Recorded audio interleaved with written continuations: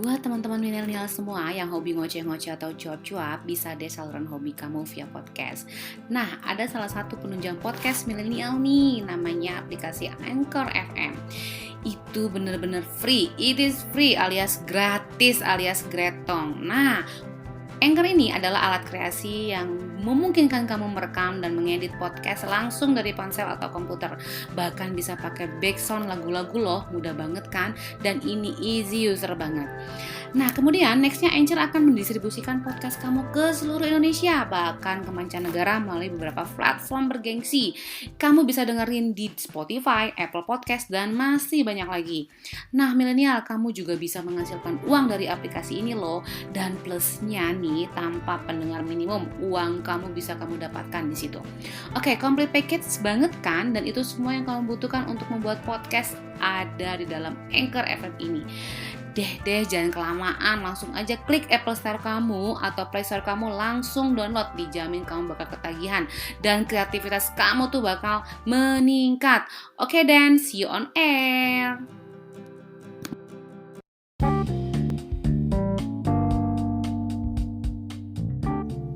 Assalamualaikum warahmatullahi wabarakatuh, good people. Jumpa suara lagi teman-teman Depcast dimanapun berada. Bagaimana kabarnya sampai saat ini? Oke, hopefully always healthy and stay with protokol COVID-19 ya teman-teman Depcast. Oke, today kita akan bahas something different from yesterday theme. Aku akan bahas mengenai do and don't at working area. Tema kali ini lebih ke etika dalam bekerja teman-teman Depcast semua. Oke, tentunya teman-teman Depcast ketika berada di lingkungan pekerjaan atau di mana tempat bekerja teman-teman Depcast pasti akan menghadapi atau ada saja konflik yang dihadapi. Baik konflik terhadap rekan sejawat, konflik terhadap atasan, ataupun konflik terhadap anak buah ya. Itu pasti akan terjadi. Nah, biasanya apa sih yang teman-teman Depcast lakukan ketika ada konflik itu? Apakah menghindari atau menghadapinya? Ya, tuh ada pertanyaan. Apa sih yang dilakukan ketika ada konflik? Dihindari atau dihadapi? Oke. Kenapa sih ada konflik? Karena pasti di setiap lingkungan pekerjaan pasti akan ada konflik. Kenapa ada konflik? Karena ada banyak kepala, ada banyak kehendak. Pasti akan banyak pula yang namanya persepsi yang berbeda dan preferensi yang berbeda satu sama lainnya.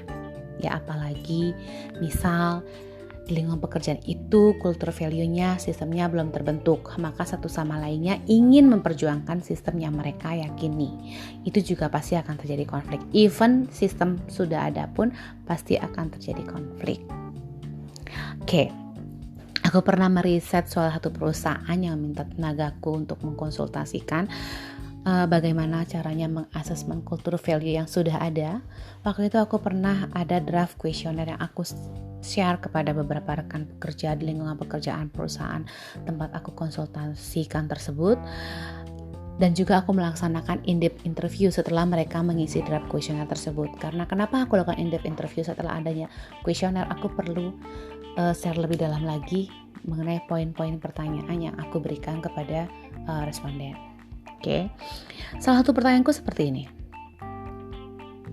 Apabila terjadi konflik antara rekan sejawat dan pada kenyataannya konflik itu terjadi sengaja dibuat oleh rekan sejawat dan konflik tersebut ke arah negatif, apa yang seharusnya pekerja lakukan? And guess what? Ada salah satu jawaban dari responden ya. Ini menjawabnya menurut aku amazing sekali dan mempunyai makna yang sangat dalam sekali. Dia menjawab seperti ini ya, very unique answering. Dia menjawab gini, kalau konflik negatif, saya ibaratkan dengan benang yang kusut. Tergantung preferensi kita dalam menghadapinya. Apakah kita akan membiarkan benang kusut tersebut sampai jadi lurus dan tidak kusut lagi, ataukah saya langsung cut benang tersebut? Itu yang dia ajukan. Jadi saya buat draft pertanyaan, dia malah membuat pertanyaan lagi kepada saya di dalam draft question tersebut ya. Kemudian saya interview karyawan tersebut, karena itu kan blending test, tapi saya panggil satu persatu dan guess what, saya tahu siapa orangnya.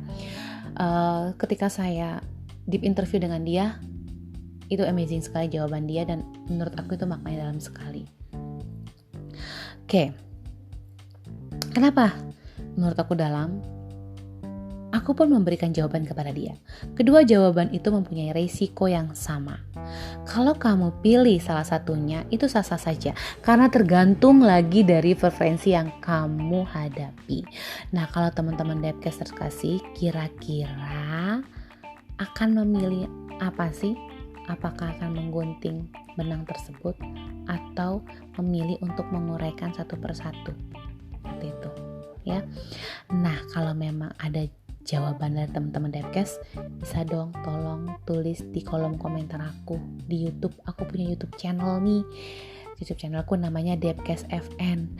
Nah, setiap podcast yang aku tayangkan di Spotify atau di Anchor dan beberapa platform lainnya, aku tuh selalu aku upload di dalam YouTube itu ya. Jadi teman-teman nanti bisa juga keep in touch dengan aku melalui kritik dan saran yang ada di dalam komen tersebut. Nah, nanti secara spesifik aku akan beri jawabannya apa nih. Apakah bagusnya kita gunting benang tersebut atau kita luruskan benang tersebut sampai tidak jadi kusut lagi. Oke, lanjut lagi ya teman-teman. Seperti ini. Konflik yang terjadi di kantor itu hendaklah kita hadapi. Tentunya kita hadapi dengan mind mapping, dengan membuat pemetaan permasalahannya. Kita matrikskan problem dari konflik tersebut. Setelah kita buat mind mapnya, kita matrix problem kan, baru kita uraikan secara detail. Ajak teman yang berkonflik dengan kita untuk membahasnya. Tentunya kalau konflik positif yang terjadi itu karena sistem di perusahaan atau karena rutinitas dalam pekerjaannya, pasti itu akan ada solusinya. Kecuali konflik yang dibuat atau konflik yang terjadi itu karena like or dislike. Nah, itu ranahnya personal dan agak sulit karena masuknya sudah ke konflik of interest people to people. Nah, ini yang sangat sulit sekali. Tapi nggak ada yang sulit sih, masih bisa kita luruskan gitu ya. Jadi gini, aku kasih yang paling penting ya dalam hidupku nih ya. Aku berusaha untuk memahami orang. Aku tidak mau orang lain itu memahami aku. Lebih baik aku yang memahami orang tersebut. Intinya seperti ini. Ketika dimanapun aku berada, ketika aku berada di audiens manapun, aku berada di lingkungan manapun, aku harus masuk ke dalam lingkungan tersebut. Aku tahu dulu budaya mereka seperti apa, polanya mereka seperti apa. Aku pahami dulu. Ketika aku sudah paham polanya, ketika aku sudah paham kulturnya, baru perlahan-lahan aku memasuki ranah kognitif mereka supaya mereka mau dan mau juga memahami aku, tentunya bukan dengan paksaan. Jadi aku masuk dulu ke ranah pola pikir mereka, baru secara perlahan-lahan aku tarik mereka untuk sama-sama yuk kita buat pola pikir yang baiknya itu seperti apa dan bagaimana. Itu sih yang selalu aku terapkan. Jadi masuk ke dunia mereka sehingga perlahan-lahan mereka tarik ke dunia kita. Itu sih yang aku terapkan. Pahami orang lain, jangan kita tuh sombong supaya orang lain tuh mau memahami kita. Itu tidak boleh. Oke. Selanjutnya aku bahas lagi. Apa sih yang harusnya kita boleh lakukan di dalam lingkungan pekerjaan kita? Nih, saya bahas. 1. Pahami budaya kerja di perusahaan kamu. Apa budayanya dan bagaimana budaya kerjanya. Yang kedua, pahami visi dan misi serta tujuan perusahaan kamu. Pahami dulu. Kamu tahu visi perusahaan apa, misinya apa, dan tujuannya apa. Yang ketiga, pahami struktur organisasi yang ada dalam perusahaan kamu. Kemana kamu harus berkoordinasi secara langsung ataupun tidak langsung. Ini penting sekali. Yang keempat, apa yang kamu lakukan? Pahami peraturan perusahaan yang dibuat. Yang kelima, pahami job desk yang kamu ampu atau job desk yang kamu terima. Yang keenam nih, yang paling penting, pahami etika dalam bekerja. Apa itu etika yang paling harus kamu pahami? Kamu harus punya sifat empati, bertutur kata yang sopan, jujur, junjung tinggi integritas, profesional, responsibility, dan caring serta sharing. Itu keenam yang boleh kamu lakukan dalam lingkungan pekerjaan. Kemudian apa yang tidak boleh kamu lakukan di area pekerjaan kamu? Yang pertama, engage idle gossip about other colleagues or your boss or bad mouth them. Intinya, jangan suka gibah yang akan berujung jadi fitnah. Hindari sekali ini ya, hindari banget ini. Pesan saya, trust on your competence. Percaya dengan kompetensi yang kamu miliki. So kamu gak usah gibah, kamu gak usah idle mouth, kamu gak usah bad mouth kepada orang lain. Hindari ini. Yang kedua, don't get involved in any banter which might have sexual or racial overtones. Jadi jangan suka bully ke arah sexual harassment nih, atau keras. Hindari yang bilang, aduh bajunya gak matching, aduh rambutnya begini, atau begini, badannya kok gemuk segala macam. Hindari itu, tidak boleh kamu lakukan dengan pekerjaan kamu ya. Itu sangat gak baik banget menurut saya, bad attitude. Kayak yang ketiga, be modest and don't harp on about any of your previous achievements or be an attention seeker. Jadi bersikaplah selalu rendah hati, jangan lebay, jangan terlalu angkuh, jangan sombong, jangan show off atas berhasilan yang kamu raih. Dan ini nih satu lagi, don't overreaction. Yang keempat, yang terakhir nih, kamu harus selalu jaga lingkungan kebersihan di tempat kamu bekerja. Karena ini ketika lingkungan bekerja kamu nih, di meja kamu aja kotor atau messy, itu udah pasti membuat atmosfer tidak baik. Ketika kamu udah kotor lingkungan kamu, pasti kamu akan berantakan lagi di tempat-tempat teman-teman kamu yang lain. Don't do that, okay? Oke, teman-teman Depcast, itu beberapa contoh do and don'ts at work yang area secara global yang aku bahas. This point adalah pahami budaya kerja dan etika dalam bekerja. Kalau teman-teman Depcast paham akan budaya kerja dan etika dalam bekerja, sudah pasti akan terremote untuk melakukannya terbaik untuk perusahaan. Juga ini pasti akan meminimalkan konflik dalam bekerja. Bahkan bisa menghilangkan konflik of interest.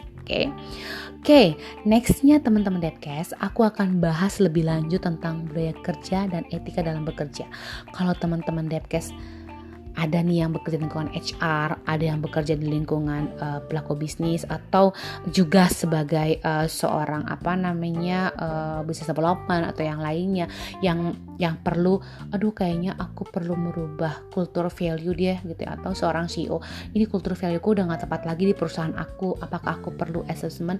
Selain people, sistem pun perlu di assessment. Kemudian perlu gak sih si kultur value perusahaan kita assessment? Ya perlu. Bisa gak sih diganti-ganti kultur value setiap tahunnya? Ya perlu dong diganti, perlu dibuat yang baru ya.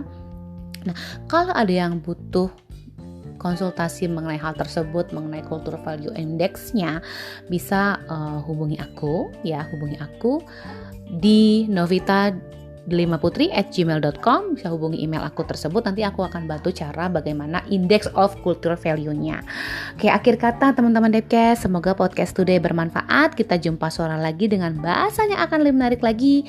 Assalamualaikum warahmatullahi wabarakatuh. Depcast undur diri. Assalamualaikum.